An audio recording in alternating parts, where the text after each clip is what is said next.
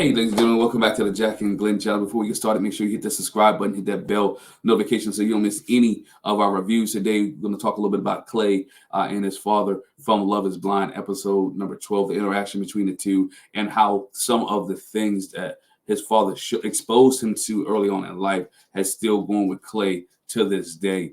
So once again, hit the subscribe button, hit the bell notification. Make sure you share this with someone else as well. We're gonna, Clay it had not been a secret throughout the whole show. Clay told AD on multiple times that his parents were divorced because of his dad's infidelity. That his dad cheated on his mother about 7 years into their marriage, and he has a trauma behind that. Right, there's some issues behind that he's dealing with, and that's where some of his fear comes from, and that's where some of his trepidation comes from. And what I want to get into is you go into the scene with Trey first, when Clay first sees his father come in, and he's surprised, right? He's very surprised that his dad is there. But he's like a young kid again. He see how he's happy, how he embraces him, talks about how nice he looks and how fresh he is and how smooth he is and how he may be even showing him up at his own wedding, right? And Clay is happy that his dad is there, right? They hadn't spoken. It seemed like they hadn't spoken or hadn't seen him in a while. And you can see the young boy coming back on Clay, where he was just wanted to be around the presence of his father. And you even saw the nervousness of his dad and how his dad wanted to be around Clay. And you can't take that away from him. I don't care how bad a father is to a son or how their relationship has been strained. Certain moments, sons want to be with their father. Sons want to be with their father, and fathers want to be with their sons. They want to impart some things into them. They want to be there for those key moments, their high moments. And as a father, I see that. As a father, I want to be there for my son's high moments. I want to be there for his low moments as well. I just want to be there. We see that his dad was there. And, one thing that his dad goes into, it goes into talking about, people are knocking him about his track accolades, about how he shared what his track accolades were and how he almost made it to the Olympics in the Milrose Games. And he's comparing that to Trey and how Clay passed him.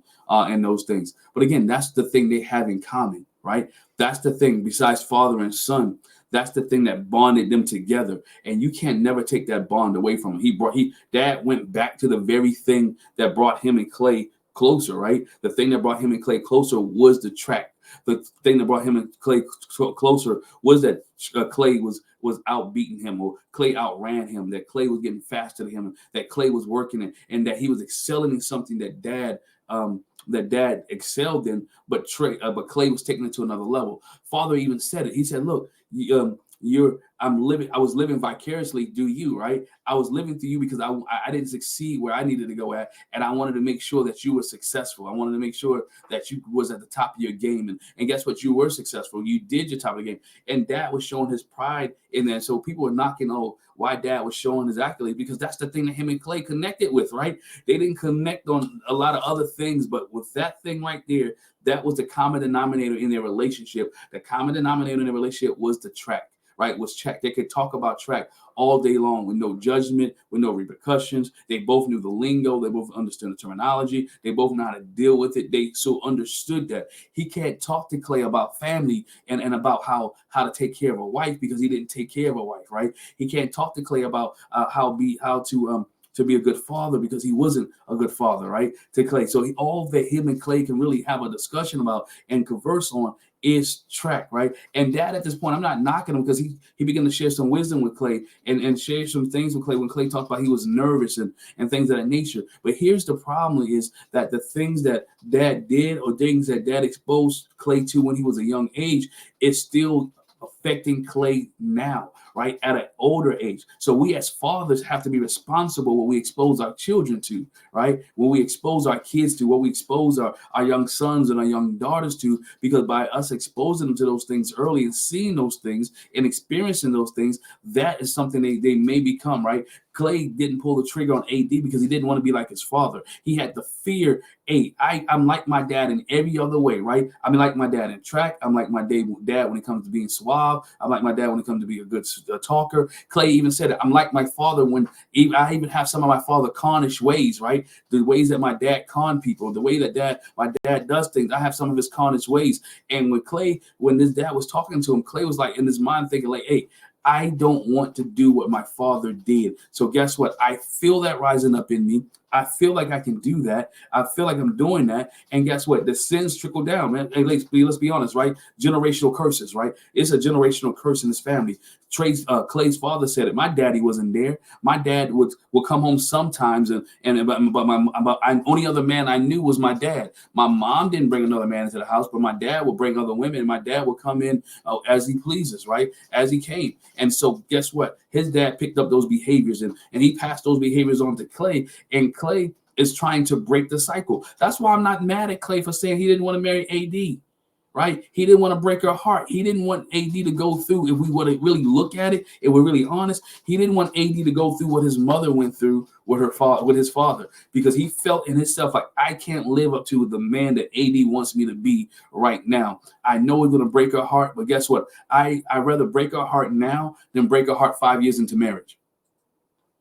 I'd rather break her heart now and then the 7 years in the marriage, and I can't keep myself in my pants, or those behaviors that I've inherited from my father and from my grandfather still rise up in me. I can't love her deeply because I don't love myself deeply. I don't trust me.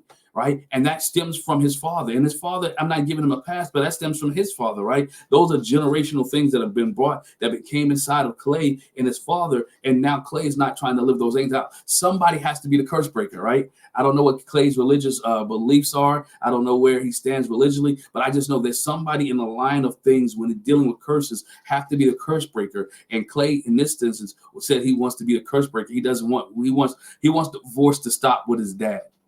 He doesn't want to carry divorce on, right? He wants to be able to be the one to say, when I get married. Now, is he 100% perfect? No. Does he still have some childish ways? Yeah. Is he still making it try? But he's making an effort, right? He even mentioned, I have to go to therapy. I don't want to be the way that it was in the past. I want something new, right? And I can tell you, be the first. I'll be one. Sometimes you got to break family curses, right? There was family curses in my family of having kids before they got married, right? That was one that I wanted to break in my own personal family, right? And so I was able to have my children when I was married to my wife. Some of y'all may not agree with that, whatever case may be. That's my family curse, right? That I wanted to break. So being transparent there were some things that I needed to do in order to make sure I broke that curse. So you have those things in families that you inherited from fathers and generations and families, and where you say, guess what? I gotta be one. I gotta be somebody different.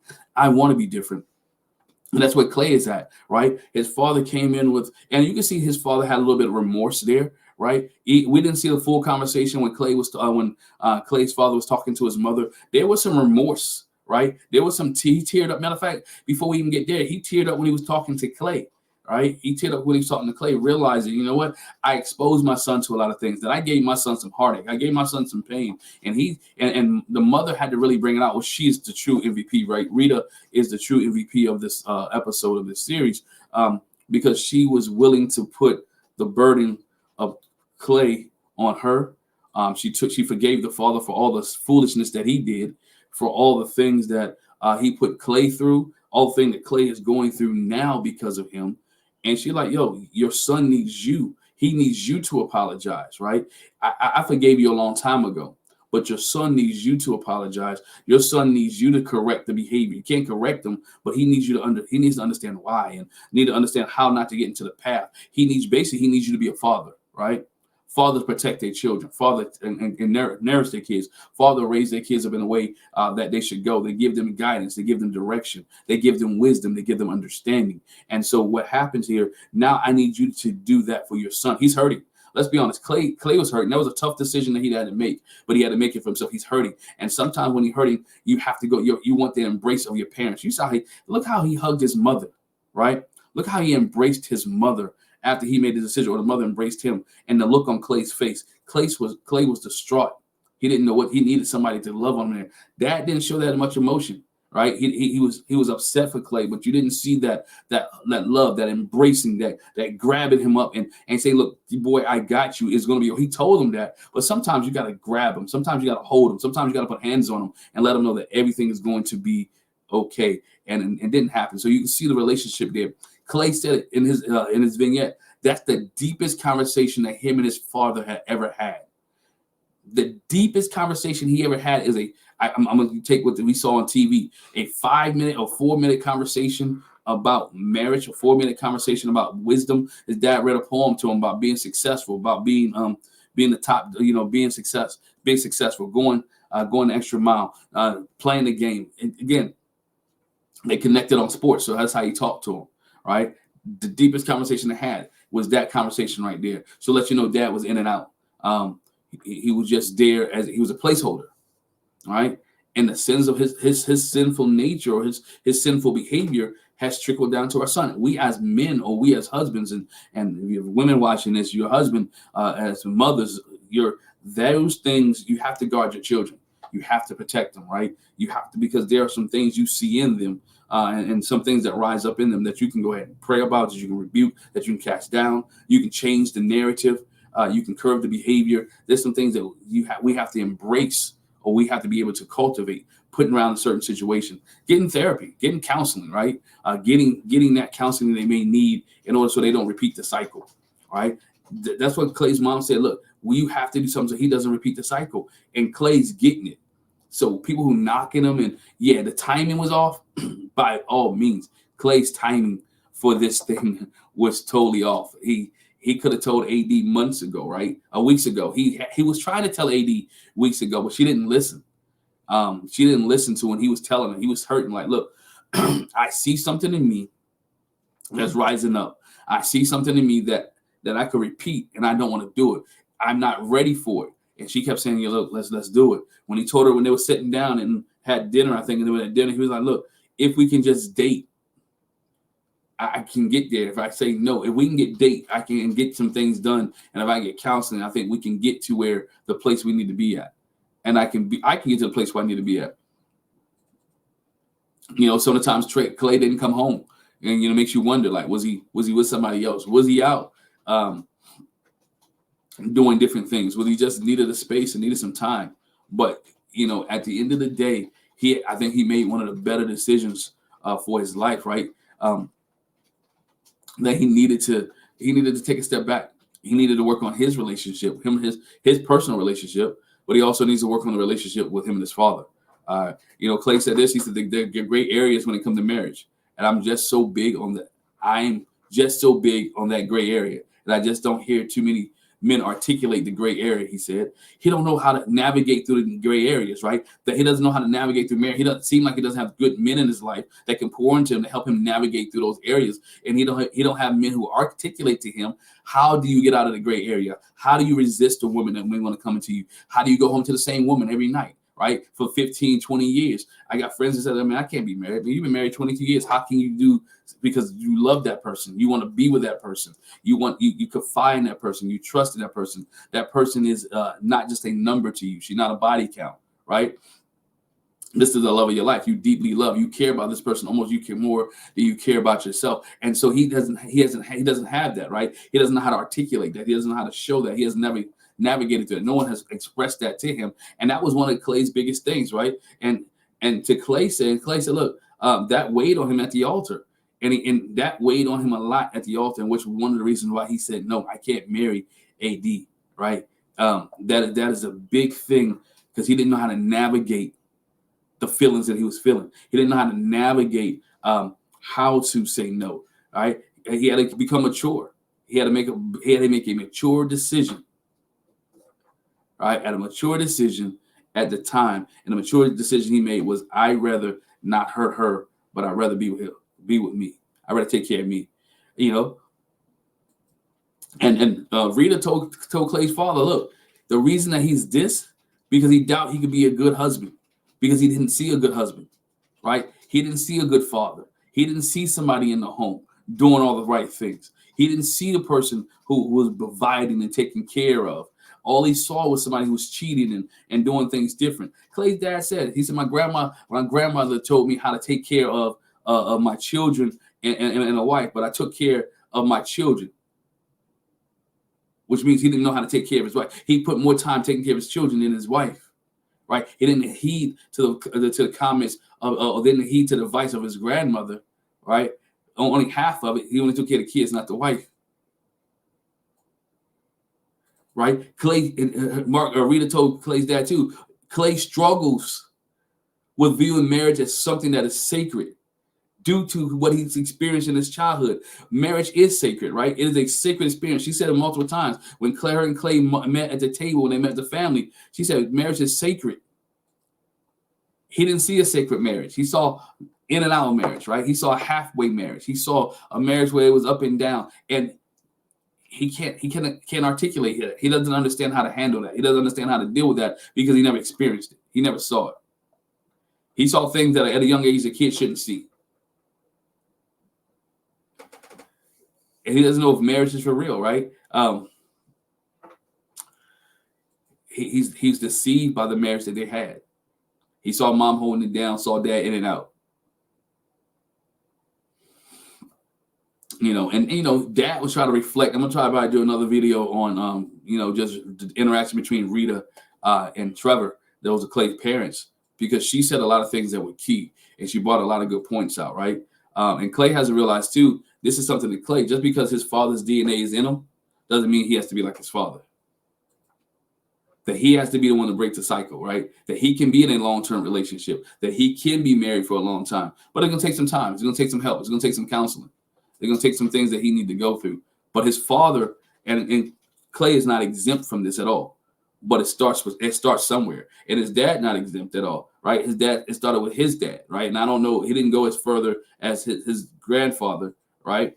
But it could trickle down the line, and Clay has to overcome the challenges of his family history. Clay has to realize that he's bigger than what he's experienced. He's bigger than what he's seen. And that it may take the therapy, right? It may be his mom talking to him. It may be his dad asking for his forgiveness and apologizing. So at the end of the day, the sins of a father can mess a child up. The sins of the father can mess not only just a child, but mess a legacy up, mess a line up, right? Mess a lineage up. It messes from, if you can go back and track history, how many fathers have not been in their children's lives, and how many children are not in their children's lives, and how many children are not in their children's lives. And it all pinpoint back to one person deciding not to be in a child's life, right? Then you can look at on the other side, how many marriages people are married in marriage families and married homes and two parent families that you keep going. So the cycle goes. Kids emulate what they see. They want to be married because they see mom married or see dad married. So at the end of the day, we as human beings, we as husbands, we as wives, we as married couples, really have to be able and be careful what we do to our kids, because they're watching. Even when we don't think they're watching, they're watching. All right. Even when we don't know if they're hearing us, they're seeing us, and they emulate, they hear, it enters into their hearts, they enter into their minds, and some of their hangups is not because of them. Some of the hangups are because we haven't done what we needed to do. And we saw that play out in Love is Blind with Clay. So, hey, leave a comment in the comment section below. Let me know what you thought, what you think. Give me your advice. Give me your comments in the comment section below. Hit the subscribe button. Hit the bell notification. Just want to share a little bit of input there, man. Sins of a father can and will kill a legacy, right? And that certain point in time, people or men, I'm talking men, us men, have to be curse breakers. Can't be like the person we saw, especially that person we saw, or the person who was at home wasn't a good person, right? Had some bad characteristics, bad traits. We have to be the one to break the curse and do something different. Again, hit the subscribe button, hit the bell notification, leave a comment in the comment section below. I appreciate you. Thank you very much. Peace.